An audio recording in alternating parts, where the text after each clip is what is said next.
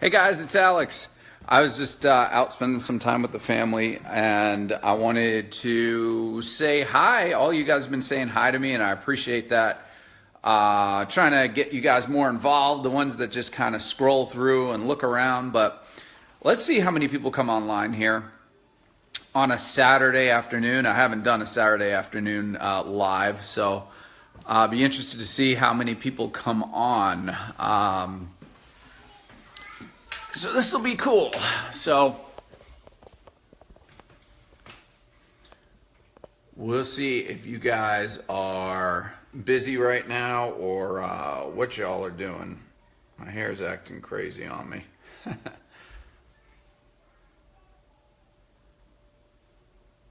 There we go. We got some people. Say where you're from as you're coming on the line. Appreciate you hanging out with me on a Saturday afternoon. But what I wanted to talk to you about, it's my wife. She's here. That's a good one, right? Hey, Sarah, how you doing? Let's see who else comes on a Saturday afternoon. You might be busy with your family and doing stuff like that, but I want to talk to you about a question that was in the group, and it was based on how do you value a wholesale property, right? What do you do to find out what the right value is and by making an offer on that property? So a couple things. The first thing, number one, is, and I always say this, you have to go download that list from ListSource that is going to show you where all the properties are that have been purchased within the last 6 months in your market. That is going to be your guidebook to where or to what you're going to know what to do, okay? Because other than that, you're approaching this 100% blind. So you have to download that list. So go to listsource.com and look for the absentee sales within the last 6 months, maybe 12 months. And that will give you a good idea on what properties are selling for in your market. And that's how you'll know what you need to offer. Now, keep in mind, this is another tip here for you. Assignment fees are not included in the purchase price of the properties that are listed on the on ListSource or anywhere for that matter, because an assignment fee is something that is not recorded as part of the purchase price, because it's 100% separate from the purchase price. Okay, so keep that in mind. So in an assignment fee, when you assign your interest in a contract, what you are doing is taking the right to purchase that property and you're selling it. You're selling that right to purchase the property to somebody else for a fee. All right, as you guys are coming on, let me know where you're from as you're coming on. Travis Wilson, what's up? Southern Colorado, awesome. Good to see you. So as far as assignment fees are considered, you are selling your right to sell the property, right? So that is something that is not included in the public records, right? Because it's hidden. Essentially, it's not something that has to do with the purchase price of the property. So when you look at properties, keep in mind that an assignment fee could be in that purchase price, right? So if you see a purchase price for a property is $50,000, there's a good chance that an investor might pay $60,000 for that property because the assignment fee is not recorded. It's not listed. Right? So keep that in mind when you're looking at properties and when you're making offers on properties, because you don't want to get into a point, hey Robert, how's it going? You don't want to get into a point where you're making offers now and those offers are based on those lower values that really don't take into account a potential assignment fee. So it's kind of interesting when you look at that and how you value properties, looking at that to make offers on them. So that's important. So go to ListSource, okay, and pull your list, and then just keep in mind, maybe if a property sold for $50,000 and you do 10% of that, that would be a $5,000 assignment fee. If you do 20%, that would be $10,000. That is more likely. So you can even assume a 20% differential there from what the property sold for, public records wise, and then maybe what an investor might have paid assignment fee wise. So again, keep that in mind. That's just something to keep in your brain as you're looking at the market and seeing what people will pay. Okay. Another thing to watch out for, and especially if your market is considered a hot market, which it is right now. This is a hot market. So what that means is you have to pay attention to what is currently active on the market or what is currently pending. Okay? Because that's going to show you what the inventory is right now, and it's going to show you what the availability is. Okay? You know, the whole thing with the law of supply and demand, that's all very, very important when considering this, because if you have something that just is not out there, is just not available to some, and investors are looking for it in that neighborhood, well, that's going to make your deal that much more valuable. So those are some kind of abstract ideas that you need to keep in mind when you're valuing property, and it has nothing to do with the repairs, and it has nothing to do with ARV or really anything like that. Those are just some abstract thoughts or concepts that you need to think about when you're looking at properties. Hey guys, I see more of you guys coming on live now. Say where you're from. Give me some thumbs up if you, I don't know if you heard exactly what I just said, but I was giving you guys some tips based on valuing property, and then also based on how to judge what the assignment fees and things like that would be. So give me thumbs up if you thought that was cool. I'll reiterate it a little bit for the people that just came on the line. But basically, hey, Tim, how you doing from Orlando? Cody, awesome. Let your properties tell you what the property's worth. Absolutely, that's true too, man. What really matters is what the end buyer is willing to pay. That's it, right?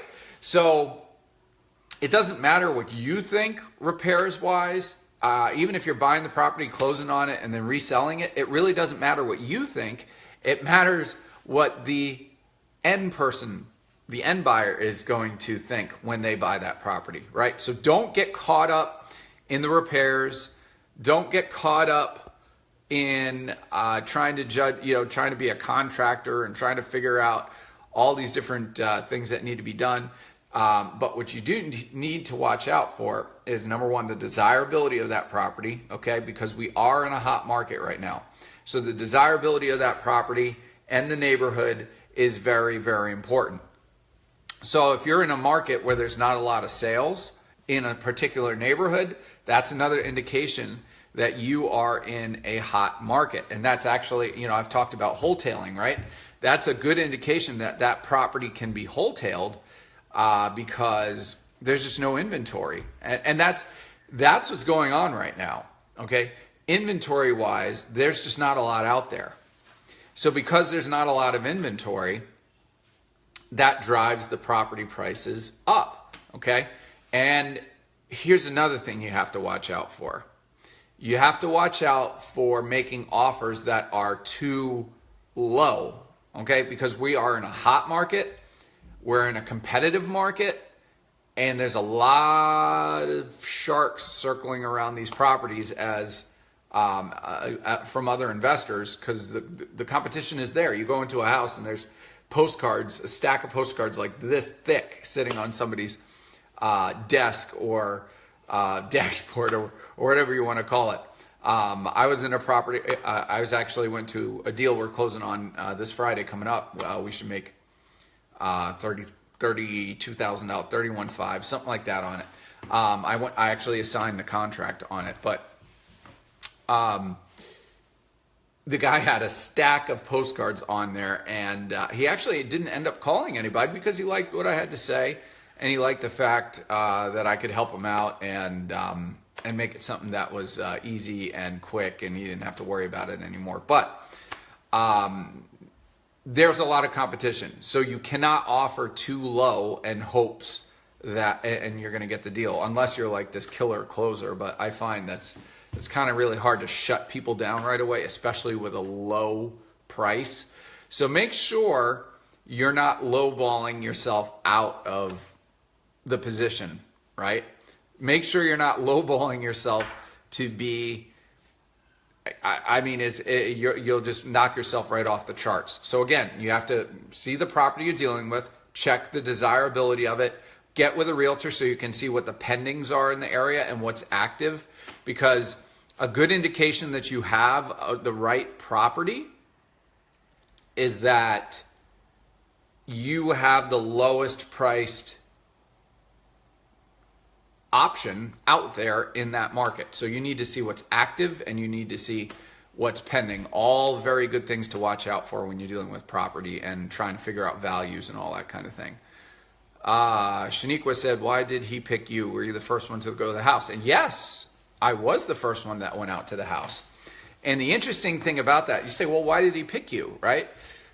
It's kind of the analogy on that, right, would be that, I don't know. You know, if you get in a sales situation, you ever been in a spot where you're just really comfortable with somebody and you could live with the option or the answer or the solution they gave you, and you just really didn't feel like going through a lot of other stuff. You're just happy with what you had, and you just didn't want to go through the whole dog and pony show of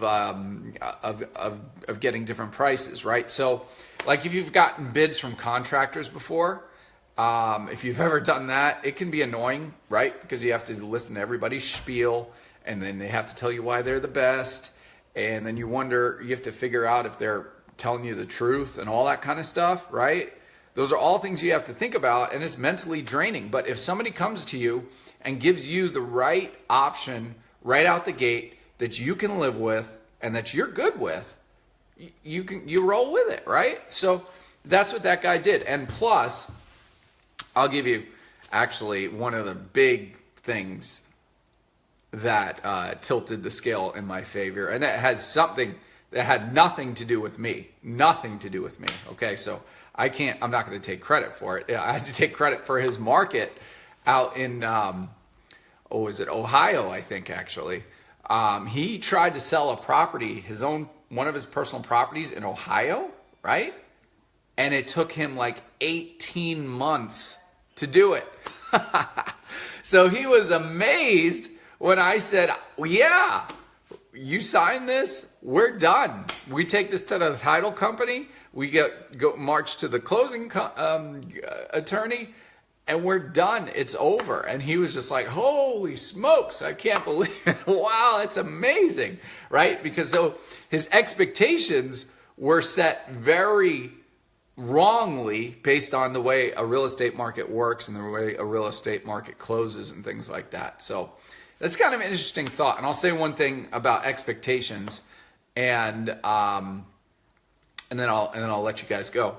So expectations are huge, and I appreciate the thumbs up. Give me some hearts, some love, some likes, all that good stuff. But expectations are huge, right? So you need to make sure that you are setting the right expectations when you're dealing with a seller. And it also comes back to negotiating too. And that's a really good way to negotiate with people is, number one, you set the expectation, or actually you educate. That's step one. Educate. Let them know what's going on in the area, what's going on in the market. So you educate, you set the expectation, and then you negotiate, right? And you keep that cycle going. That cycle keeps going. And that's how you get the price down, down, down, and down, right? Because you're going to get to a point with somebody to where, hey, Patrick, to where they are going to want a certain price, but then you educate them, right? You say, well, that house down the street, that sold for X price. So really, I mean, I can't pay you that price. In fact, for you to expect that, that's not really realistic, right? So therefore, I'm educating the person. And when I educate the person, it resets the expectation, which allows me to then renegotiate on that purchase price, okay? So does that make sense? Give me a thumbs up, give me some love, some hearts and likes if that made sense to you. And that's something that you can use like right away, okay? That's something you use in your negotiation tool belt that's free. Remember, educate, set the expectation, renegotiate, right? 3 steps, 3. And if you keep that up and keep it going, that is going to help you get that number down. But remember, you have to know what kind of market you're in. If you're in a hot market and you're in a hot area, then you got to be careful not to negotiate yourself out of a deal. But you have to keep the seller with you, right? You got to watch out, because the seller, you can lose the seller within that process. And if you feel like you're losing the seller, that's when you got to be careful. You got to keep the line open. I always say, keep the loop open. Okay, remember that. Keep the loop open. Somebody comment that. Comment that in the comments. That statement. Keep the loop open. Okay, because if you give a price, like say, well, I can only pay $50,000, and you shut it down, you're dead. You're gone, right? Because somebody's going to come in and use you because you set that low baseline, and then they're just come in right on top of you, and you're gone. And that's it. You've built no rapport. You've done no education. You've done no setting the expectation and no negotiation. So watch out for that. Okay. So hopefully you've enjoyed these tips. Let me know if you have any questions. I'll take a few minutes and answer them if you have any questions for me. Give me some thumbs up, some like, some hearts, some love, all that good stuff. So I know you're here, you're paying attention, you're watching, and getting some really good value out of this. Because I enjoy this. And again, like I said, I love this because I'm talking to myself, right? So as I speak these things to you, they're coming back to me as well. And it helps reinforce what I need to do and reinforce what I need to train my people to do. And we all win, right? And it works really, really well. So let's see. Travis, yeah, I appreciate it, man. I like it. It's cool. It's great to give this information out so you guys can use it and benefit from it. And I really appreciate it if you guys let me know in the comments, like whether it's this comments or any other comments in the Facebook group, Wholesaling Houses Full Time. Let me know if you've been using any of these and it's worked for you and you've had success with it, because that would be awesome. That would just be great. That would just reinforce to me that it's working for me, but also for you. And it's just one big confirmation that we're doing the right thing. So, all right, guys, I got to go spend some time with the family, get the bedtime train going. I call it the bedtime train, right? Because I got to get the kiddies in bed. And it's not just kiddies go to bed. It's night-night, read me a story, get me a drink. No, don't get out of bed, stay in bed, all that good stuff. And it takes a while to do that. Thanks, Joseph. I'll see you guys later.